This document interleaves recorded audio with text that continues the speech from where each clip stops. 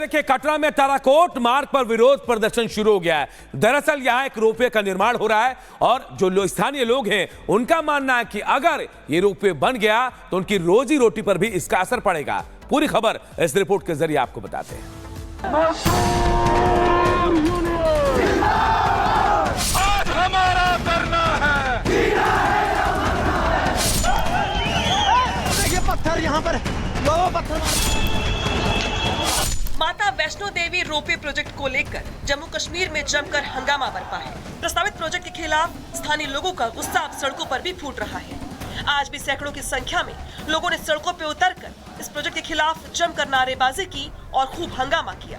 उग्र भीड़ ने पुलिस पर पथराव करने के साथ साथ प्रशासन की गाड़ियों को घेर कर नारेबाजी भी की, जिसमें कुछ लोगों के घायल होने की भी खबर है। यहाँ पे पिछले 3 दिन से ये लोग प्रोटेस्ट कर रहे हैं, ठीक है, तो उसको हम हैंडल कर रहे थे। अभी उन्होंने कुछ इनके साथ कुछ लोग होंगे जिन्होंने पथराव हमारे पुलिस कर्मियों पे किया है। So we are now trying to handle this situation और officer were talking to them, they realised hopefully something will B.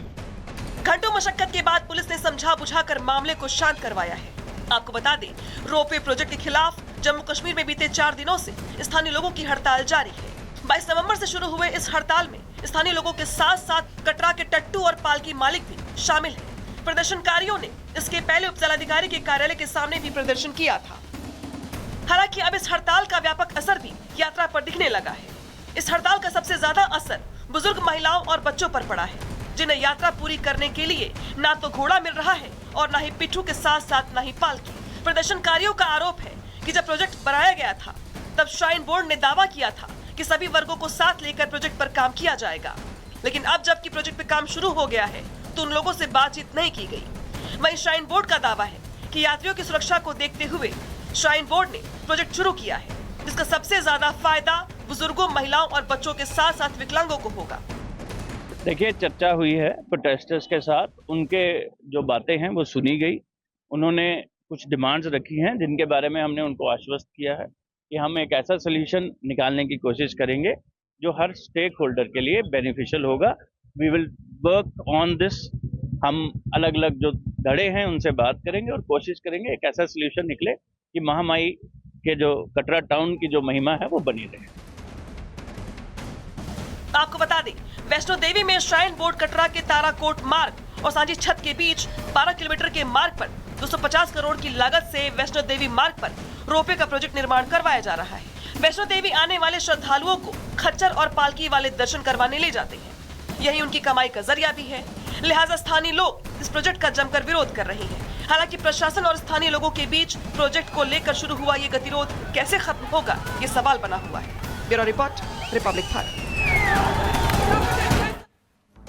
और उत्तर प्रदेश के कानपुर से एक हैरतअंगेज खबर सामने आई, जहां से लुटेरी दुल्हन का खुलासा पुलिस ने किया है। और इसके टारगेट पर दरअसल कौन था? अफसर और यहां पर सरकारी कर्मचारी, जिन्हें ये टारगेट किया करती थी और यहां पर उन्हें लूटा करती थी। किस तरीके से इस पूरे गैंग का संचालन हो रहा था, रिपोर्ट के जरिए आपको दिखाते हैं।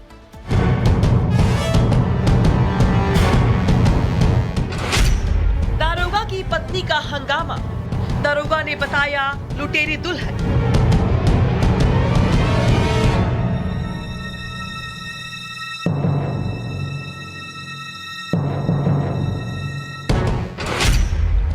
पति पत्नी की लड़ाई, दरोगा ने गुहार लगाई।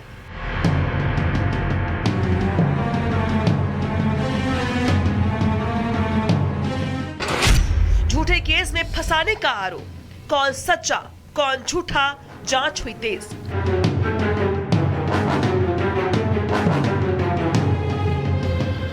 ये तस्वीर यूपी के कानपुर की है, जहां दूसरों को इंसाफ दिलाने वाला खुद इंसाफ की मांग कर रहा है। इंसाफ भी किससे? अपनी पत्नी से। जी हाँ, दरोगा ने अपनी पत्नी को लुटेरी दुल्हन करार दिया। वहीं पत्नी ने दरोगा पर उत्पीड़न के साथ साथ लाखों रुपए हड़पने का आरोप लगाया। जो दरोगा है आदित्य कुमार लोचव, ये एक दरिंदा है।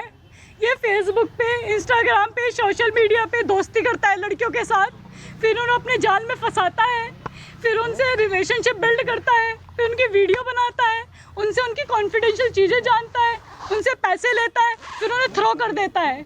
इसकी ना जाने मेरे साथ भी यही हुआ है सेम। इसने मेरे साथ बहुत गलत किया है और मैं नहीं चाहती और लड़कियों के साथ भी गलत हो। मेरठ जिले की रहने वाली है दिव्यांशी। 9 महीने पहले दोनों की शादी हुई। ग्वालटोली थाने में आदित्य की तैनाती है। दिव्यांशी का आरोप कि उससे 14,50,000 रुपए हड़पे गए। उधर दिव्यांशी पर पहली शादी की बात छिपाने का। वही आरोपी दरोगा ने बताया कि शादी के बाद दिव्यांशी के खाते से दूसरे खातों में 10 लाख रुपए का ट्रांजैक्शन हुआ।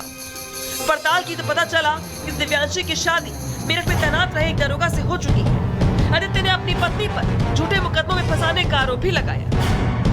ये लड़की लोगों से पैसे लेके बलात्कार के मुकदमे लिखाती है, फिर उन चीज़ों को मान्य न्यायालय में जब अपनी इच्छा पूर्ति पूरी हो जाती है तो फिर चीज़ों को पलट देती है न्यायालय में जाके। उसने 2 बैंक मैनेजरों पे भी 376 के मुकदमे लिखवाए हैं, जबकि एक बैंक मैनेजर पे तो अपने शारीरिक कपड़े भी ले जाके थाने में रख दिए कि आप ये कपड़े की जांच करा लो, इसमें जो है ये चीज़ आपकी पुष्टि हो जाएगी। उसकी जाँच भी की और पुष्टि भी हुई।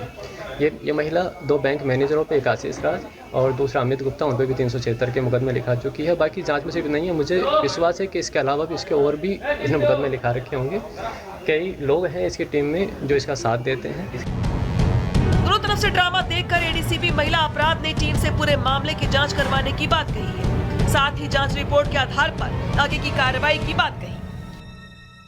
ये महिला मेरठ की रहने वाली हैं और दरोगा जी यहीं पोस्ट है कानपुर में।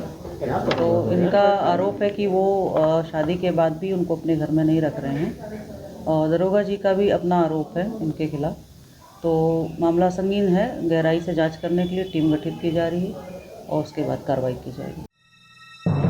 अब कौन सच्चा है कौन झूठा, इसकी जांच के लिए टीम गठित कर दी गई है। लेकिन कानपुर पुलिस कमिश्नर कार्यालय में दरोगा पति पत्नी के बीच चले घंटों तमाशे की चर्चा पूरे पुलिस महकमे में हो रही है। Bureau report, Republic Bharat. और देखिए, सत्ता में आने के लिए राजनीतिक पार्टियां बड़े बड़े दावे करती हैं, नए नए कल्चर भी निकालती है और इन्हीं कल्चर में से एक है रेवड़ी कल्चर। और इसके कर्ता धर्ता है अरविंद केजरीवाल। और एक बार फिर अरविंद केजरीवाल ने इसे लेकर बड़ा दांव खेला है। यह दांव ठीक दिल्ली विधानसभा चुनाव से पहले खेला गया। क्या है यह दांव, इस रिपोर्ट के जरिए जानिए। मुफ्त की रेवड़ी बांटकर वोट बटोरने का कल्चर लाने की भरसक कोशिश हो रही है। सत्ता का रेवड़ीकरण कुछ यूं हो रहा है कि अब सियासत के मैदान में पार्टियों ने इसे हथकंडा बना लिया। राज्य बदलते हैं, सरकारें बदलती हैं, पार्टियां बदलती हैं, पर तेजी से बढ़ता रेवड़ी कल्चर नहीं बदल रहा, जिस पर मोदी हमेशा से हमलावर रहे।